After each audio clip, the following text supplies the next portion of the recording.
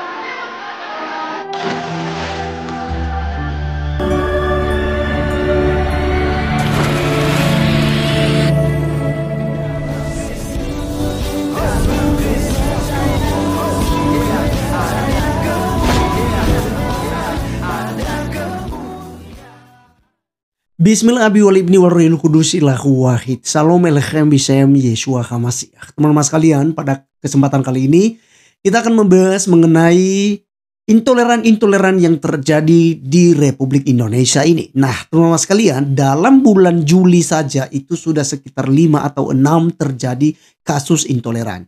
Itu dimulai dari Cidahu, Sukabumi kemarin ya, di Provinsi Jawa Barat, lalu dilanjutkan di Depok di mana ada gereja Kristen Protestan di sana, kalau nggak salah itu gereja Batak ya.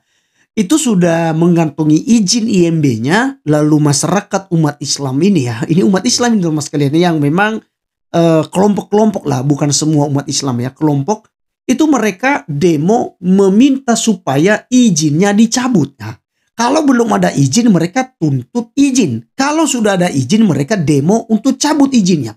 Lalu tidak lama dari Depok terjadi lagi di Kalimantan Barat di Desa Kapur ya, Kecamatan Sungai Raya, Kabupaten Kuburaya, Kalimantan Barat. Nah, itu terjadi. Lalu tidak lama kemudian terjadi lagi gitu ya di Padang, teman-teman sekalian. Ya, terjadi di Padang di mana di sana rumah doa, tempat belajar anak-anak Kristen itu di demo dengan brutalnya, dihancurkan, kurang lebih seperti di Cidahu, Sukabumi ini. Dan teman-teman sekalian, 2 orang anak kecil yang masih belasan tahun seperti itu ya, 10 atau 11 tahun itu menjadi korban ya, dipukul pakai kayu. Dan Menteri Agama berkomentar itu hanya sekedar salah paham gitu ya. Dan programnya akan memunculkan namanya kurikulum cinta. Memang aneh. Kau bicara masalah kurikulum cinta. Ya, kau turun tangan. Kamu turun ke lapangan. Kamu bagaimana cara untuk ngurus itu? Ya, itu yang harus dilakukan. Lalu teman-teman sekalian, di video cuplikan tadi kita melihat bagaimana kemudian orang Kristen Padang ya, salah satu gereja itu berkumpul ya, itu bersepakat untuk menolak tindakan intoleran. Itu yang pertama. Dan yang kedua kawan-kawan sekalian, ini yang baru terjadi itu di Panglima di Sulawesi ya teman-teman sekalian. Itu juga mereka minta ya agar Menteri Agama dicopot, dan lebih-lebih juga ada mahasiswa Katolik yang juga demo besar-besaran untuk meminta agar Menteri Agama dicopot. Nah, teman-teman sekalian, apa pendapat kalian? Silahkan tulis di kolom komentar sambil kita mendengarkan seperti apa orasi mereka berikut ini.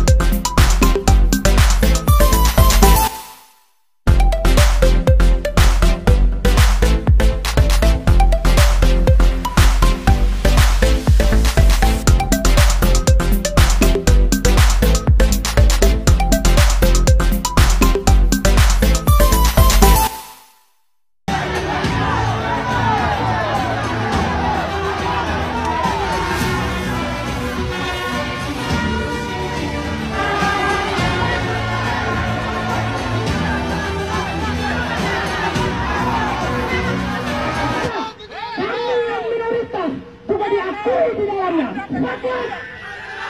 Kami Kristen, kami Katolik juga diakui sebagai pemeluk agama sah di negeri ini. Sepakat? Untuk itu kawan-kawan, tidak perlu takut, tidak perlu cemas. Saya sampaikan pada Bapak Kepolisian dan juga security, jangan lihat kami hari ini sebagai musuh. Sepakat? Karena apa? Dari strategi dan juga cara berguru Bapak-Bapak sekalian, kemudian mengisyaratkan bahwa kalian ingin menghadang aksi kami hari ini. Kami katakan, kami tidak akan gentar, kami tidak akan takut. Betul? Kami hari ini hadir sebagai mahasiswa, sebagai agen kontrol sosial. Kami menyoroti beberapa persoalan. Yang pertama, tidak solutif atau tidak bisa menjadi seorang yang solutor terhadap respon daripada Menteri Agama itu sendiri. Cepat Menteri Agama! Cepat Menteri Agama merupakan salah satu tuntutan kami. Kami mendorong agar kemudian Bapak Presiden Republik Indonesia untuk kemudian mengevaluasi Kementerian Agama dan juga mencopot Menteri Agama. Sepakat? Cepat Menteri Agama! Cepat Menteri Agama! Cepat Menteri Agama! Dan juga di sini kami juga menyoroti tentang SKP 2 Menteri. Data ya, saya mungkin akan secepatnya saya atau mengurus tim kami ke Padang. Saya berharap itulah peristiwa yang terakhir ya, kejadian di Indonesia, tetapi ini obsesi kami nih. Kesalahpahaman dan sebagainya itu sudah harus dihentikan. Maka itu Kementerian Agama punya falsafah tersendiri. Kalau seperti ini kejadiannya tidak, jangan-jangan nanti akan ada lagi.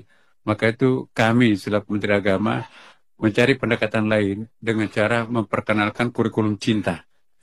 Kurikulum cinta ini secara mendasar akan kita obsesikan untuk menghilangkan segala bentuk purbasangka, kecurigaan, dan juga kesalahpahaman antara satu sama lain. Saya sangat yakin kalau cinta mulai bekerja, kurikulum cinta sudah mulai bekerja di dalam lubuk hati anak didik kita, mahasiswa kita, maka insya Allah kurikulum yang kita sampaikan, yang kita perkenalkan ini akan menekankan aspek humanity-nya, identitinya, kesamaan dan kemanusiaan itu nanti akan dominan. Ya, tapi jangka pendeknya pun juga kami siap seperti yang terjadi di Jawa Barat. Alhamdulillah sudah semuanya clear dan clean. Oke, teman-teman sekalian, itulah yang kita sudah dengarkan bersama, dan teman-teman kalian bisa melihat bagaimana kemudian orang-orang Kristen itu mulai bersuara untuk menuntut keadilan ya. Semata-mata untuk menuntut keadilan, bukan demo untuk mengajak perang, bukan demo untuk merusak ya dan segala sesuatunya dilakukan secara anarkis, tidak. Tapi satu-satunya yang mereka lakukan adalah untuk menuntut keadilan dan pemerintah agar secepatnya untuk menindak dengan tegas, keras, dan dihukum seberat-beratnya kaum intoleran yang merusak fasilitas untuk rumah belajar, rumah doa, dan gereja-gereja yang hendak dibangun, dan juga yang mempersulit izin untuk beribadah. Lalu teman-teman sekalian, juga ya, hal ini kita minta agar memang presiden kita itu bersuara dalam hal ini untuk menindak dengan tegas ya kaum intoleran ini. Artinya bahwa jika ada yang mencoba itu apapun alasannya harus dihukum seberat-beratnya. Bila perlu teman-teman sekalian, diberikanlah hukum yang seberat-beratnya. Diaturlah di dalam Undang-Undang Republik Indonesia. Ya. Dan yang saya mau sampaikan sebagai tokoh agama, saran saya yang harus diamankan adalah ceramah-ceramah radikal. Ceramah-ceramah yang mendorong orang untuk membenci agama lain. Ceramah-ceramah yang terus mengkafir-kafirkan agama lain dan menganggap agamanya lah yang paling benar. Ceramah-ceramah yang berpotensi untuk memecah belah itu harus ditangkap, harus diamankan. Ya, makanya teman-teman sekalian, itu sangat-sangat relevansi sekali jika itu ada sertifikasi untuk tokoh-tokoh agama. Itu bukan hanya untuk Islam, tapi bisa diberikan untuk semua agama. Sehingga terkontrol para penceramah-penceramah.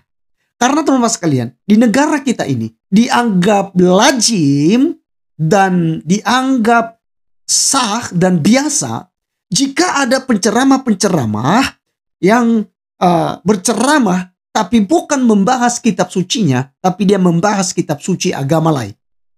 Itu dianggap biasa. Penceramah-penceramah yang kemudian tidak membahas kitab sucinya, tapi sibuk untuk membahas kitab suci agama lain, menyelewengkan ayat-ayat kitab suci agama lain, bahkan tidak segan-segan mengutip-ngutip ayat-ayat kitab suci agama lain, dicocokkan kepada agamanya, dicocokkan kepada nabinya, dicocokkan kepada ajaran yang diajarkan oleh nabinya tersebut. Nah teman-teman sekalian, inilah potensi untuk terus terjadi yang namanya radikalisme, terorisme, premanisme. Intoleransi sering terjadi. Kenapa? Karena ceramah-ceramah yang sangat merusak kesatuan Republik Indonesia, teman-teman sekalian. Jadi kita tidak ingin ada terjadi yang namanya gesekan antar umat beragama ini. Karena teman-teman sekalian, itu kita malu kepada ateis. Kita malu kenapa? Karena agama itu ada, itu untuk menertibkan, untuk menjadikan orang berakhlak mulia, dan itu menjadi lebih baik. Ya, itu saja inti daripada agama. Karena agama itu dari bahasa Sangsekerta, a tidak gama kacau.